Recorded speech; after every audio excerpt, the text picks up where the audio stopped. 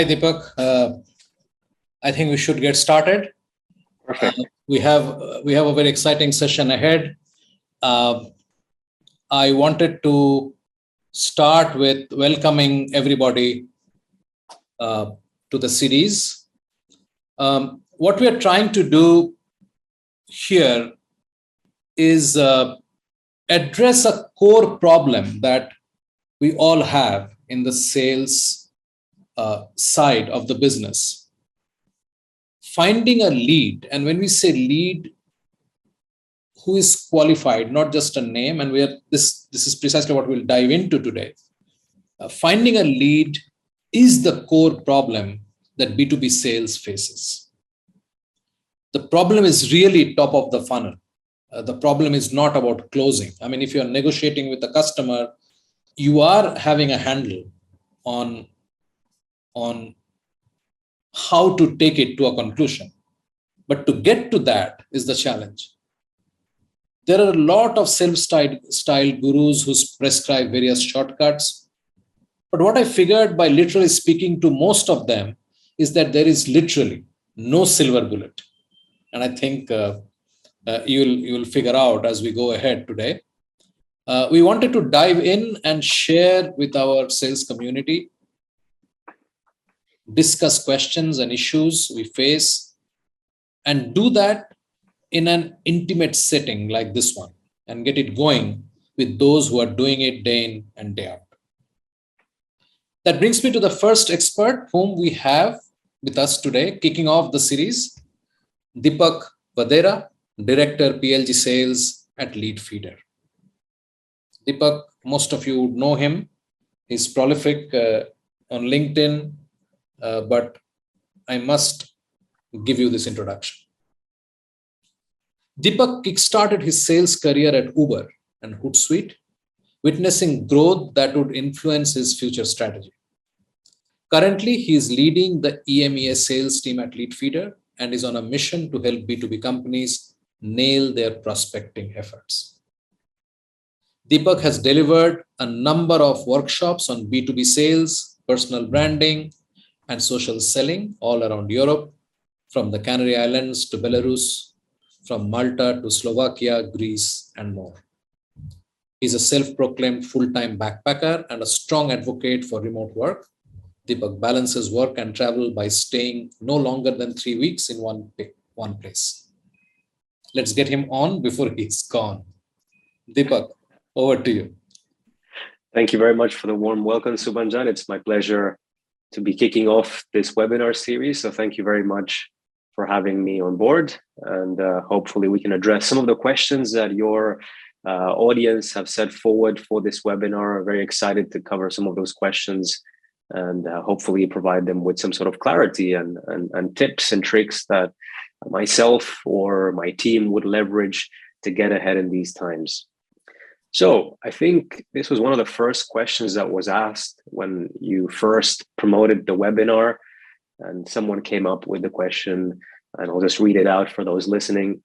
How do you see the economic recession impacting B2B sales and distribution in the coming year?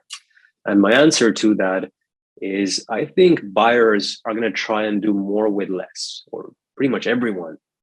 Sales cycles are going to get longer. Multiple stakeholders are more likely to be involved in the decision-making process. And people in general are going to be naturally just more risk averse, just because no sole individual wants to pull the trigger in case something backfires on them. There's just too much at play, right? And they want to try and maximize the usage of the product as well across the company. So they're going to try and bring in many more people to that conversation, just so that that product can cover as many use cases as possible, so they don't end up buying more tools for the sake of it.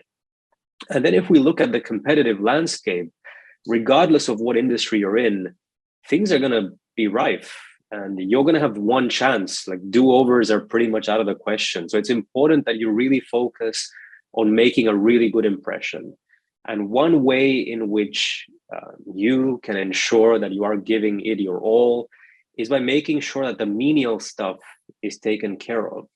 So if I take, the average sales function at a B2B company, the average sales rep within a sales function would spend at least 40% of their day just figuring out who to get in touch with. And when they do get in touch with that someone, there's no guarantee that they'll buy whatever they have to offer. It's something that they have never inquired for, probably never heard of, and most likely not even need. So seeing ways in which you as a sales function can leverage sales automation, for example, to take care of the things that software can essentially automate, so you can spend more time on the activities that truly matter. I hear this quite a lot. A common misconception that I hear from people is, automation takes away from creativity and personalization. As you scale, you become a bit more robotic, but this isn't really the case. I think the opposite, right? It actually fosters more creativity because you're able to delegate more. You have more time on your hands that you can spend on brainstorming, coming up with more creative ways to sell your product and deliver your value proposition, and get a lot better at personalizing your message as well. So it's a win-win. By taking away those menial tasks, you can dedicate more time doing things that are going to have a more tangible impact and help you get ahead in those sales conversations. Great. Let's move on to the next question. So the second question here is, how do you transform prospects to customers for a more complex, multifaceted ecosystem offer? So I touched base on this briefly in the first question. I would say leveraging multi-threading. So if you are speaking with someone, just think about what's going through them in their organization. They're maybe involving other parties, other departments in that conversation. So what I would do is, you as a salesperson, just being proactive yourself and bringing in these other individuals to those conversations, just asking that individual that you're speaking to, your buyer persona, no, if we were to, this project is something that you've showcased interest in, who would be upset if they're not involved in the conversation, or who could potentially hold the keys to make this happen or not? And then see whether you can kind of leverage that and bringing in those people to the conversation initially, right from the get-go, get them involved, and that way you can increase your chances of this moving forward. Because like I said, no sole person wants to be responsible for this. There's just too much at stake, especially with all the unfortunate layoffs that are happening across many companies. People are going to be more risk averse. So trying to see how you can bring in more people to the conversation. That in that way, it ends up being a decision that's made by multiple parties. So yeah, multi-threading would be my go-to to try and help you with those larger deals or those more complex sales cycles in general. So Deepak, just a quick follow-up question on this one. When there are multiple people on the buyer side, typically they're coming from multiple disciplines, so to say. So the finance guys or the tech guys or the business guys and so on. Do you think it is time that we consider a sales team on the opposite side as opposed to one single person trying to thread it all together? Do you think there should be a selling committee as well, to put it simply, just like a buying committee, which is a reality today? Yes, I think that's definitely something that companies should consider, right? Just so everyone knows what role they play and how they can then minimize or mitigate the risk of whether it's purchasing a product or selling a product as well. So knowing exactly who you can count on as well when you are having those conversations. And it also comes down to really knowing what those other people are measured on, or what are they targeted on, or what really matters to them, really understanding what their day-to-day looks like as well, the challenges that they have in their own roles. So really thinking beyond just your own buyer persona really helps a lot, and understanding how companies buy, how they make those decisions happen. So the third question that was asked was, how can you come across as authentic and not try to be fake or salesy? And if you are approaching someone, I would really leverage social. I do strongly believe that selling through social is the way to go, especially as more millennials enter or have the authority to make those decisions. Those decisions, or decide how they want to proceed or what they want their funnels to look like. So really leverage social to portray and take control and ownership how you want to be perceived. And when you are reaching out to someone, I wouldn't lead with the pitch. I think when people lead with the pitch, it just makes them sound very inorganic, very much as if they have an agenda behind the scenes and they're not leading with the means to give value. So I would maybe frame the conversation and position yourself as someone who wants to help that end user with their day-to-day challenges, because you truly understand their KPIs, you know what they're measured on, and you're here to make a difference, as opposed to just blasting away with your offering without having made any sort of research or having done your due diligence and really understanding, is this relevant for that person that I'm reaching out to? So really doing your background research, looking into your buyer persona, studying the company, what's going through the company right now, why now, why Leadfeeder, why now, for example, is something that I remind my sales team about, just so they can then leverage that and frame the conversation in a way that's going to make that person tick, and it's going to get them interested. And again, give them the impression or really show them that you are there to help them out and not just pushing your agenda for the sake of it. So if you unpack this a little more, especially with reference to social selling, Deepak, what is the kind of cadence? Because, we'll come to that later in one of the other questions. LinkedIn has become the primary place to pitch. People are not connecting for learning anymore. They're not connecting for community anymore. They're connecting to pitch, right? So if that is happening, what is the kind of cadence that people should be looking at? Okay, I connect with you today. What value can I bring you at Leadfeeder, knowing your background? If I'm trying to sell you something, maybe a tool, I don't know. What is it from the day I send you a connect request and you possibly accept it? What timeline is there before I can broach the idea that can we talk about our tool? Or should we never do that, just talk about the problem?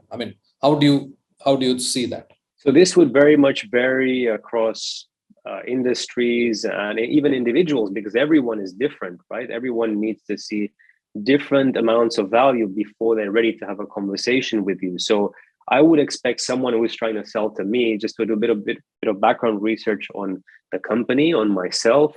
What am I measured on? What am I working on at the moment? What are my current priorities? And I've listed these out on my own LinkedIn profile. So if you're lucky and the person you're reaching out to has everything detailed in their profile, then it just makes life a lot easier from a prospecting standpoint.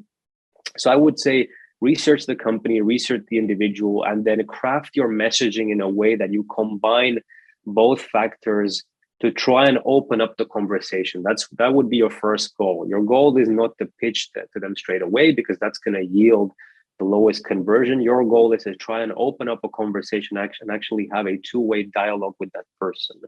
Once you have managed to do that, it takes an average of at least 5 bits of value, 5 content pieces, or 5 ways in which you can demonstrate value before someone is actually ready to have a conversation with you regarding the problem you're looking to solve. So if you just rush in with your pitch, the chances of you getting a conversion is going to be very, very low, unless, there are some circumstances where it may work, but generally it's going to be very low. But if you can open up the conversation and demonstrate value in 5 different ways, whether that's through you posting content, or whether that's you sharing specific content to that individual based on your research, at some point they will be ready to trust you, to see you as that go-to person that can help them with their challenges and everything that's going on at hand for them. I have 2 quick follow-up questions on that one. One is, there is this debate between personalization and relevance in your messaging, right? So typical example is that nobody really cares whether that they support X football team or they go out skiing, but it is more relevant if you talk to them about something like you just mentioned. What is relevant to them in terms of business? Where are you on that one? Yeah, I think, there needs to be that relevance case. It's great that they support the same football team, and these types of more personalized aspects can help you break the ice, but the messaging at the end of the day still needs to be relevant for them to want to connect with you. These are the personalization aspect can be helpful to kickstart the dialogue, but ultimately it shouldn't just be what you leverage, hoping that that's going to help you conduct the sale. So it definitely needs to be relevant for sure. And like I said, those personalized bits can still help you kind of get that person in the same wavelength as you, because people like to buy from people they like and trust, and people get to like someone based on also similar tastes and preferences, right? But we're more likely to interact with someone if they show in certain ways or certain qualities that are similar to ours. So those personalized bits can help you, but for the most part, it's going to be the relevant. Why me? Why now? Why are you reaching to me right now? Sure. The second follow-up question is, there is a lot of talk about using video in messaging, right? So like pick up your mobile, and in LinkedIn, you can do that only from the mobile, put out a video message, and so on. Where do you stand on that? I mean, is video messaging more effective than pure textual messaging?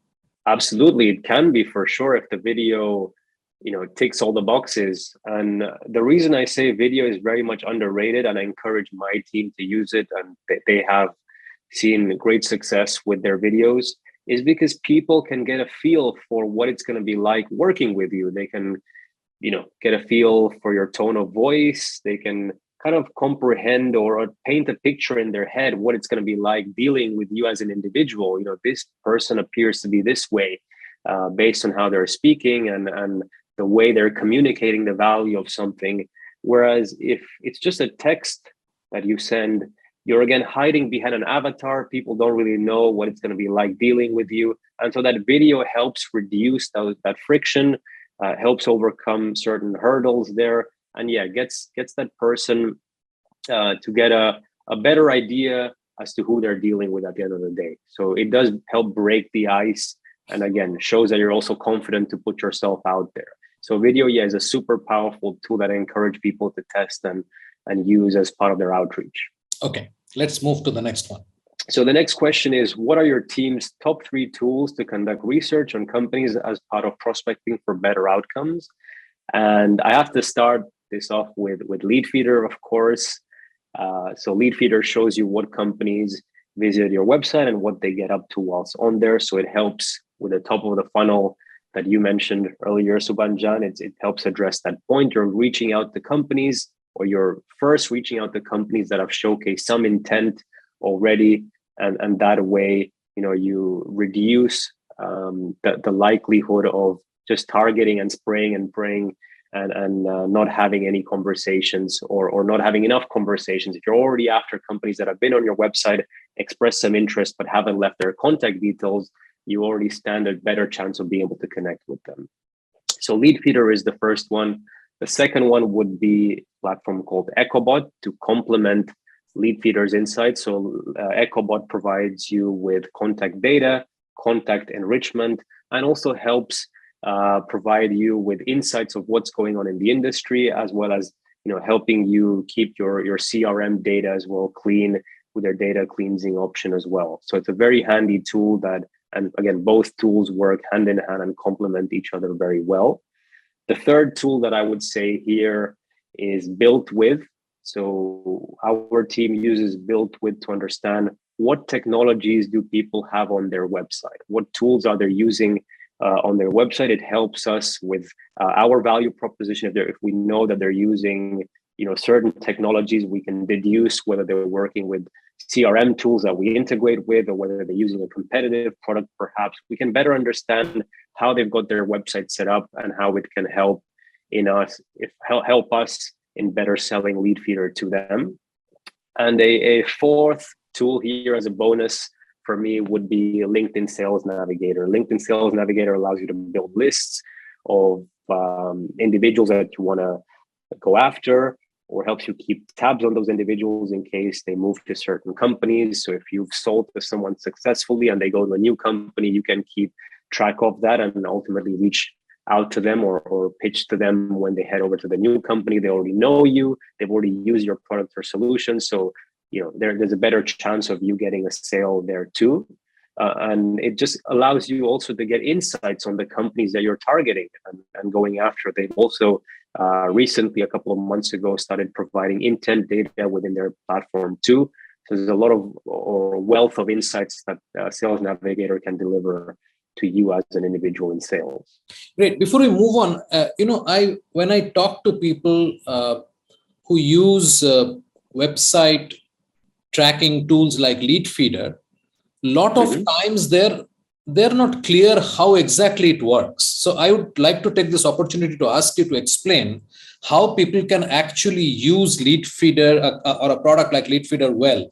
In the sense, I get to see there are 20 companies who have visited my site today. Now, how do I actually figure out who to go to?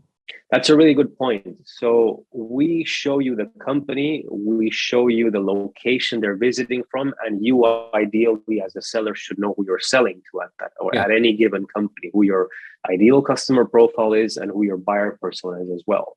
So if you get a list of companies that are visiting your website, you first filter them based on the actions they've conducted on the website. So you're only looking after or looking at those that have expressed more interest and intent versus the others first. You want to go after those who have expressed intent first. And once you get that list of more highly qualified companies, you would then, what I would do, at least if I see an let's say I see PitchLink, right? There's someone from PitchLink visited my website. They go onto the pricing page, the product page, the customers page. Great. They're going on to all the pages that for me tick the right boxes. It showcase, they are really interested in the product and the solution, and they're understanding where it fits in and how others have used it as well. So based on that, I would then, there's two things you can do. First, we provide you contacts on the platform. We show you potential individuals that you could target at the company based on your ideal customer profile. The other option is you could go on LinkedIn Sales Navigator, which is what I often do as well. So I'll go on LinkedIn Sales Navigator. I introduce the company name, PitchLink. I introduce the location where they're visiting from. And then hopefully that should help me narrow it down to 3 or 5 individuals that I could then go out and target. And then it's just a question of looking at those individuals, who they are. So for me, my buyer persona is someone in sales or marketing, because both teams can use and see value in Leadfeeder. So I would say I would choose 5 or 6 people at a company, 3 in sales, 3 in marketing, look at their LinkedIn profiles, and then do my due diligence and research on the company, and then craft a message that's going to hopefully entice them to reply to me, something that's both personalized and relevant as well. That's a great clarification. And actually, I think a lot of times people don't understand the flow and the effort that has to go on post identification of a company to actually reach the right person. I think, this whole search of silver bullet. Yes. Yeah. I mean, marketers can also use our data for retargeting, right? If you notice, these companies are showing the right actions on the website, but they just need that extra nudge, right? So if you run targeted campaigns at those companies, and hopefully, your messaging on those ads is compelling enough for them to want to take a certain action, you can increase your chances of getting them coming in as inbound leads, and then you have an inflow of more qualified inbound leads as opposed to just seeing inbound leads that are just, again, random or don't tick all the boxes. So there's various ways in which web visitor data can be leveraged and utilized. And just before I shift to the next question, I thought of as a follow-up, and I've been sort of thinking about it as you were speaking. Do you see the relevance of SEO going down going forward? There's a lot of talk about the SEO is actually become irrelevant, and you need to sort of look at where your audience is and go and be active there, as opposed to just putting out content and hoping that people will find them and come. And that's still happening today. I'm not suggesting that that's not, but I'm saying, do you see that actually sort of that dependence on content or inbound purely driven by SEO will go down? I'm not sure whether I'm in a position to answer that question. I've been out of the marketing game and department for a while, so I haven't kept up to date on those trends. So I wouldn't feel comfortable in providing an answer to that. But I'm happy to check, with our marketing team, and anyone who's listening who's interested, I can share some of the thoughts once I've had a chance to kind of discuss with them, and then provide them with something that's perhaps a bit more accurate that I may answer at this point. Absolutely. Understand. Thank you. I'll definitely get back to you on it. I'll check and I'll let you know. But if anyone else who's listening that's interested, just hit me up on LinkedIn. I'm more than happy to let you know.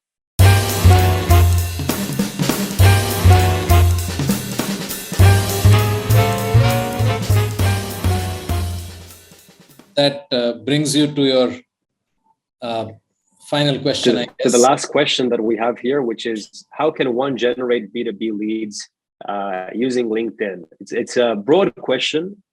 I say that because I run a full day workshop that kind of addresses this, but I'll try and summarize it in a couple of sentences. So when you are leveraging or utilizing LinkedIn, I think the way in which one can succeed in truly using LinkedIn to its full potential is, I see it as there being 4 pillars that one needs to nail. So the first pillar is working on your personal profile. So making sure that you have an all-star profile that communicates or, leaves whoever's looking at your profile with the right amount of understanding. Why do you do what you do? How do you do it? And what is it that you exactly provide?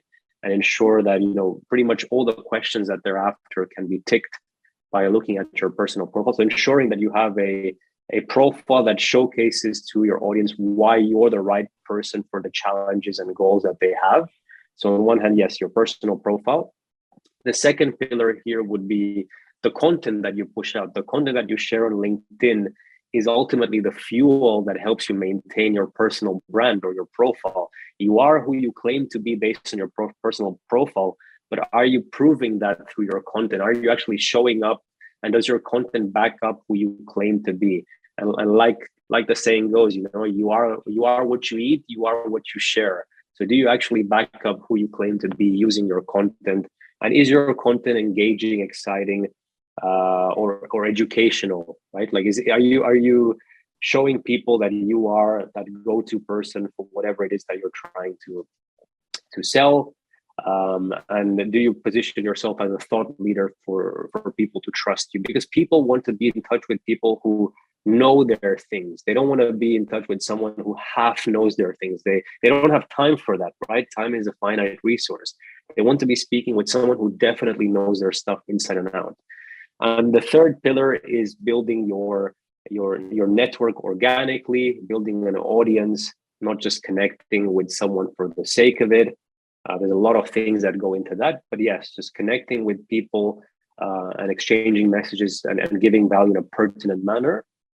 And then the last pillar that I see as key in helping people succeed with their LinkedIn efforts is reaching out to the right people at the right time with the right messaging. So leading with insights, and you can get these on LinkedIn. You can leverage so many other platforms to understand, what is going on around the company, or leverage any compelling news or anything that's going or revolving around the industry or the company.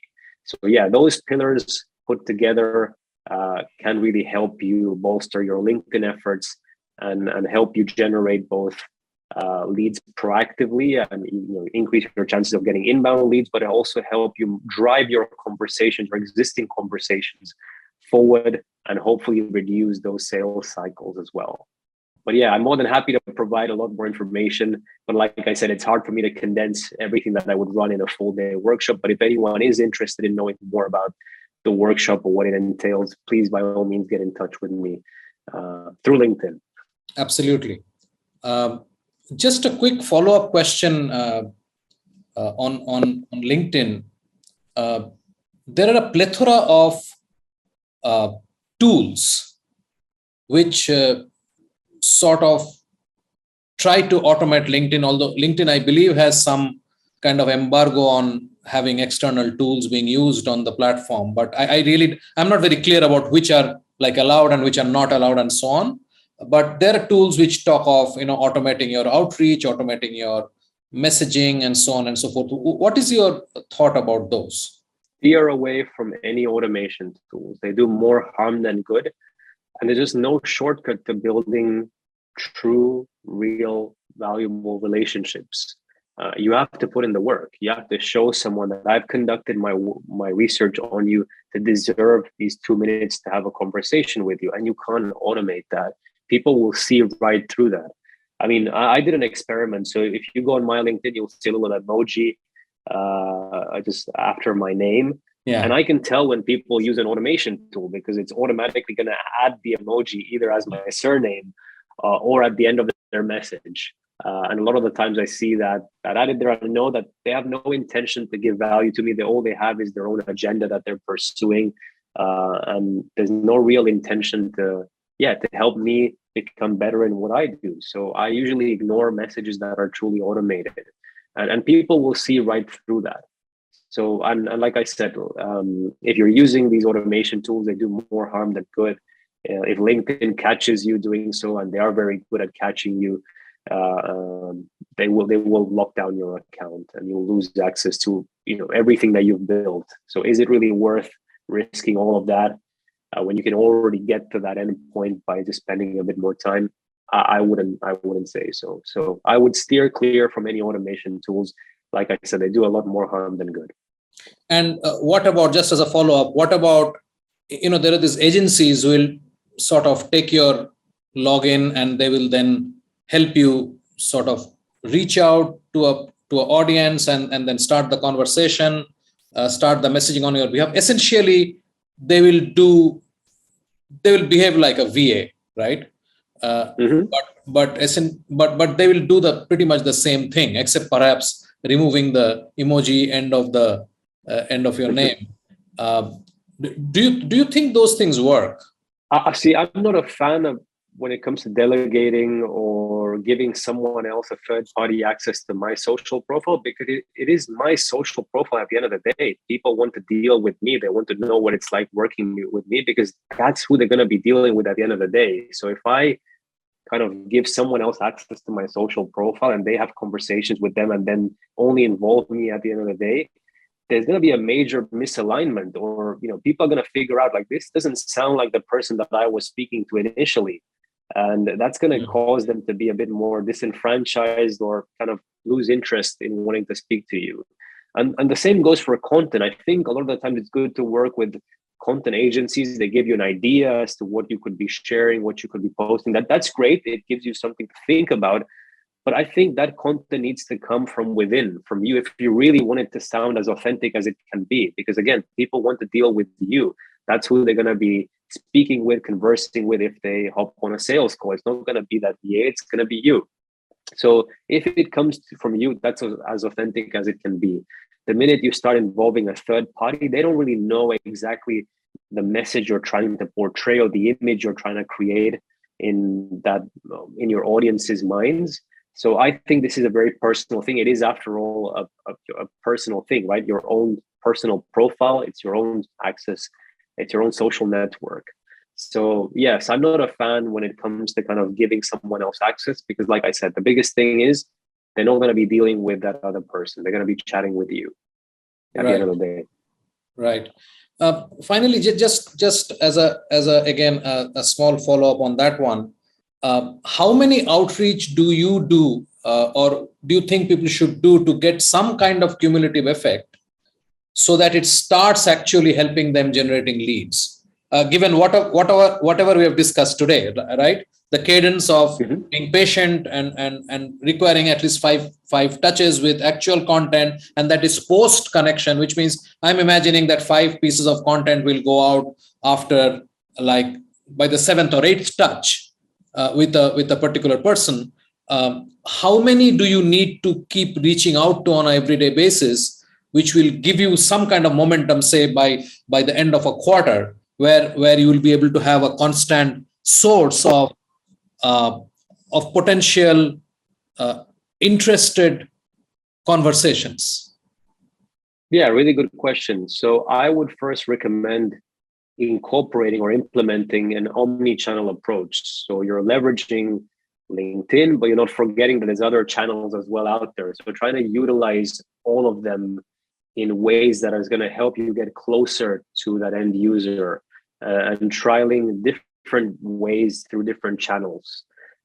So I would say, it would need to be, if you're reaching out to someone out blank, somewhere between 12 to 18 different touches through different mediums. If we're only looking at LinkedIn, there's of course different things that one can do within the platform and different types of messaging that one can send, leveraging different bits of content or things that you've noticed. So for example, if I'm targeting you, perhaps I'll also take a look at, who are you interacting with? Who are you connected with? What do you seem to like enjoying based on your reactions and based on what you share? So I can get a better profile or understanding as to who Subhanjan is. What does he like reading? What does he like engaging with? And so on. So there's a lot of things that you can do within LinkedIn as well to give you a better idea as to what works for certain individuals. But I would also say, don't see your prospects as just another number. Everyone is different. Everybody likes to be approached in a different way. If you are trying to build up your network, I would say aim to connect with at least one new person a day, but don't just connect with them and just leave it there. Connect with them and actually aim to have a two-way conversation with them as well. So make it a valuable connection. Don't just connect with them for the sake of it and leaving it there, because if you do that, the chances of them having a conversation with you at some point is going to be very, very small, pretty much nil, right? They don't know anything about you. You just connect with them and just left it there. So actually aim to have a conversation with them, a two-way dialogue, maybe spend about 5-6 minutes, and then at least get an understanding of who that person is, and they can get a feel for who you are too. So aim for one connection per day, do it over the course of time, and then you'll find that you are connected with people who are interested in hearing what you have to say. Great, Deepak. That brings us to the end of your slides and your session, but I'm sure there'll be more questions which will come up, which I'll reach out to you for your inputs. I will transition into my session, and it'll be very similar in flow. It'll be slide based. So feel free, if you have any thoughts to share, stop me and share. I will give a quick intro of myself. I believe I am a value transaction enthusiast, a fancy way of saying that I believe a sale is a two-way process, and any discussion that does not bring in the buyer is likely to fail or give very low returns. I'm also the founder of Pitchling. I've built digital products in the past, and I hold 3 US patents for my work earlier. I also host 3 podcasts. I think that's quite a bit, quite enough rather. And let me sort of move into my session. The first thing I want to talk about is that the conversion rate currently in B2B is less than 5%, depending upon whose report you are looking at. Forrester says it's 1.8%. Gartner says it's around 5%. There are varied numbers, but these are still low single digits. And this is after all the tools. Don't forget 10,000 products in the marketing tech landscape by Scott Brinker. If you look at Nicholas Kochowski's sales tech stack, 1,500 products, but we're still under 5% conversion. I mean, there is some issue. And one of the reasons we wanted to do this lead to close series is because I believe the problem is with the lead generation and not the closing. That's my strong feeling. We are chasing leads which are not going to buy, and we are chasing them for too long, which means we are not able to qualify quickly or move them out of our cadence and move them into nurturing or whatever. But we are not stopping the engagement, maybe because of the hope that it might change, maybe we'll be able to do something, but obviously nothing has happened. And we are extremely slow in our adoption of new ideas into our outreach system.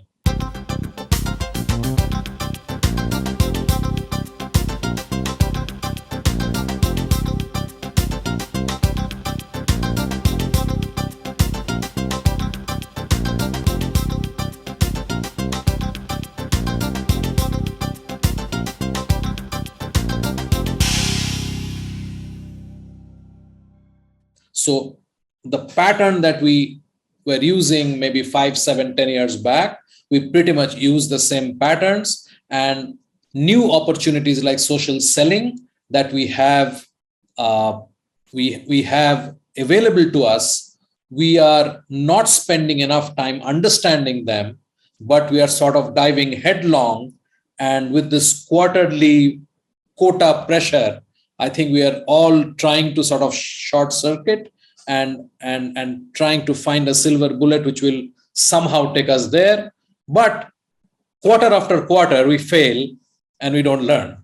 So this is really a big problem. I mean, nowhere else would we have accepted a 5%, less than 5% success rate as an acceptable number. But this is an industry number. It's not my number.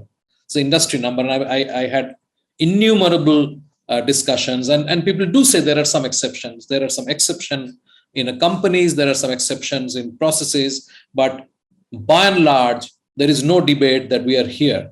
And I think that's a cause for worry. And that's also the cause why we are trying to do this series. And we intend to do this topic, keep coming back to it at least twice a month for the whole of this year, and hope that we'll be able to shed some light into why we are where we are.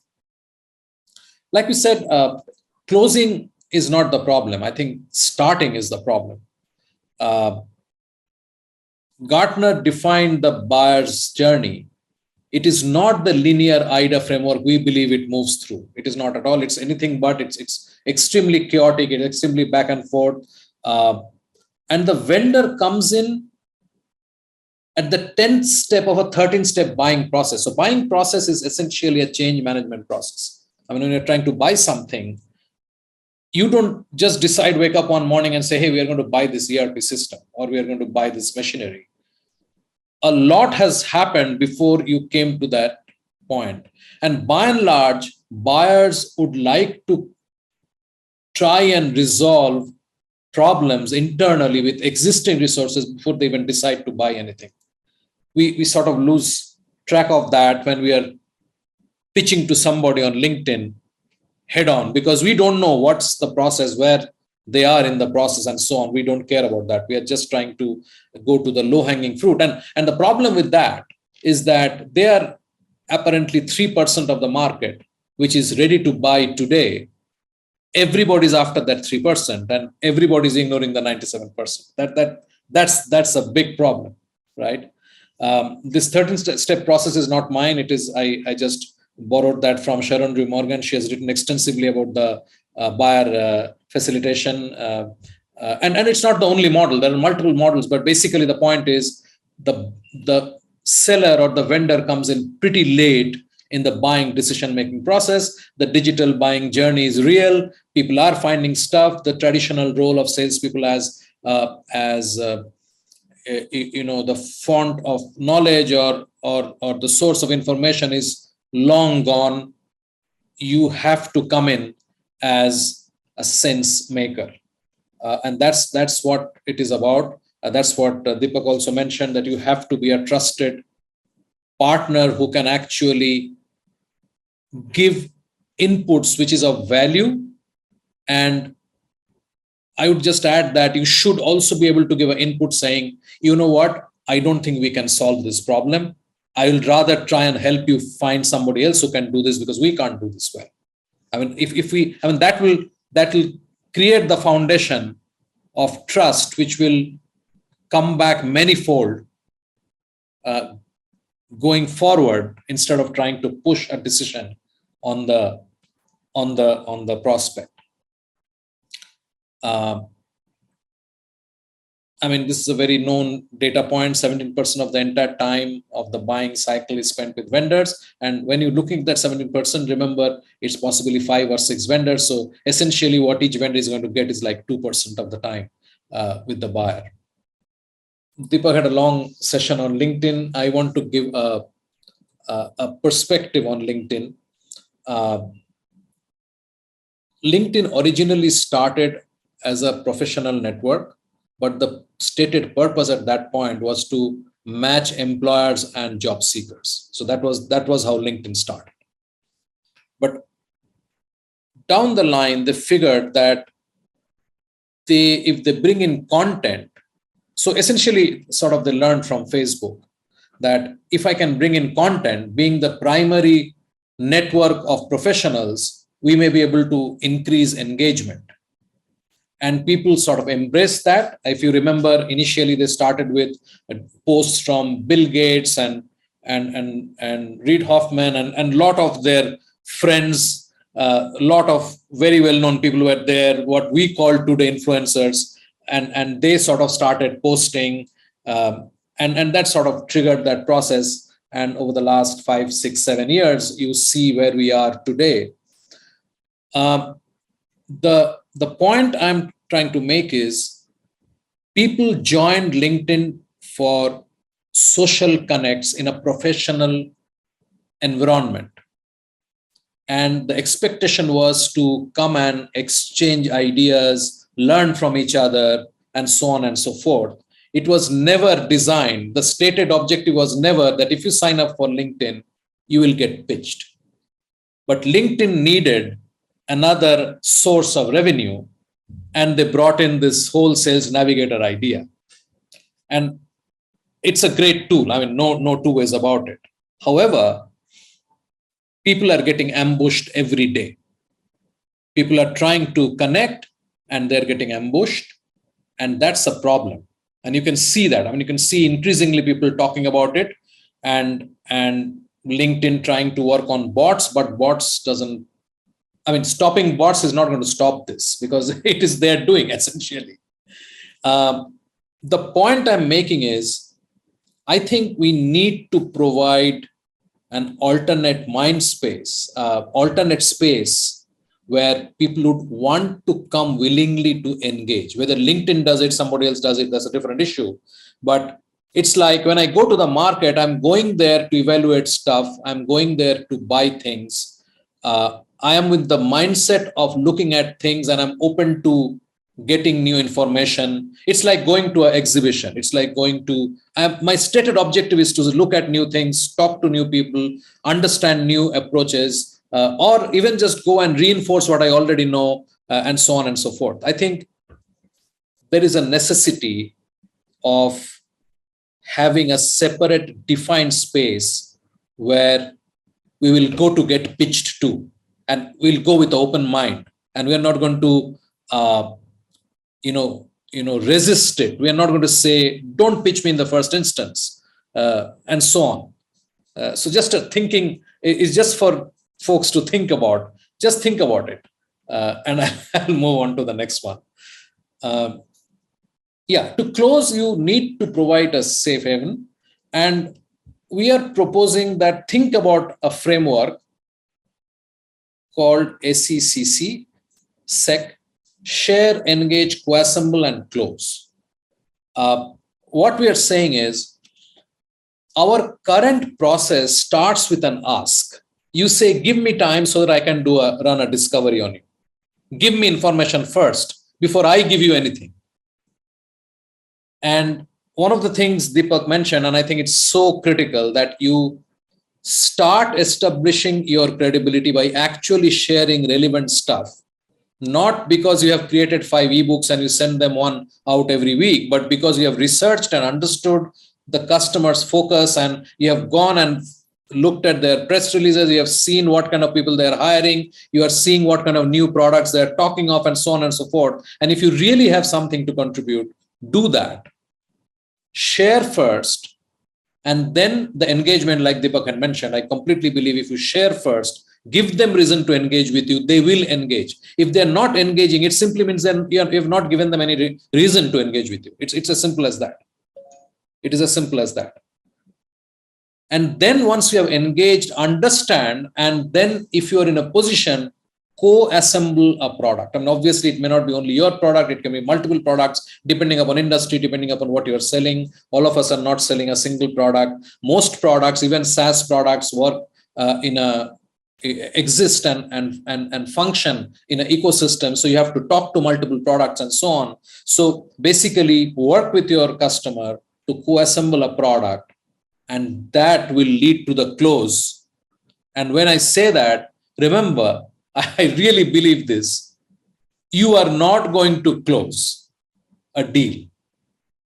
I mean, it sounds like, sales folks are meant to close deals. I mean, I know, but if you really think about it, every deal is closed by the buyer. If they have not signed, there is no deal. And the decision to finally put ink to paper or digital signature to your PDF is taken by the customer, and he is really closing the deal, not you. I already actually went through this while I was in the previous slide, so I'll not go over this anymore. Just one point is that when we talk about co-creation, Deepak mentioned about multiple stakeholders on the buyer side, and this co-creation process is when you really bring everybody in and ensure that everybody's boxes are ticked. Remember, no single person in B2B has the power to buy, but every single person has a power to veto. Don't forget that. Even the guy in the lowest end, who is the ultimate user, he can put up his hand and say, no, this is not going to work for us. And no matter what you told the head of tech, no matter what you told the CFO, no matter what you told your champion, the deal will die. You have to bring in everybody and ensure everybody's boxes are ticked. And there is no option to that. So just keep that in mind when we are talking of co-assembly or co-creation. And finally, so this, I guess, you guys can let us know when you watch it later. Talk to us later. Do let us know. We'll be very happy to reach out with more information from Leadfeeder, from PitchLink, or from both. And this is where you can reach both of us. Reach out to Deepak on LinkedIn. That's the best way to get through to him. It is also the best way to get through to me, but you can also mail me or text me. Thank you very much. Deepak, any thoughts? Thank you, Subhanjan. I think you summarized it all very well. And like you said, the best way to get in touch with me is through LinkedIn. If you do reach out, just let me know that you heard this webinar and you like to dive into a certain topic. But as long as you let me know that you heard this webinar, I'd be more than happy to answer your questions and even hop on a call and dive into a certain topic that we may have discussed in more detail. I'm more than happy to do so. So thank you, Subhanjan, for having me on this webinar series. And it's a pleasure to be a part of it. So thank you very much for thinking of me, and looking forward to seeing what else we can do together. Absolutely, Deepak. It was great. And I'm delighted that you could make time. And of course, a lot happening this year. It's the beginning of the year. And I will be in touch, and I'm sure we'll do many more things together. Looking forward to it.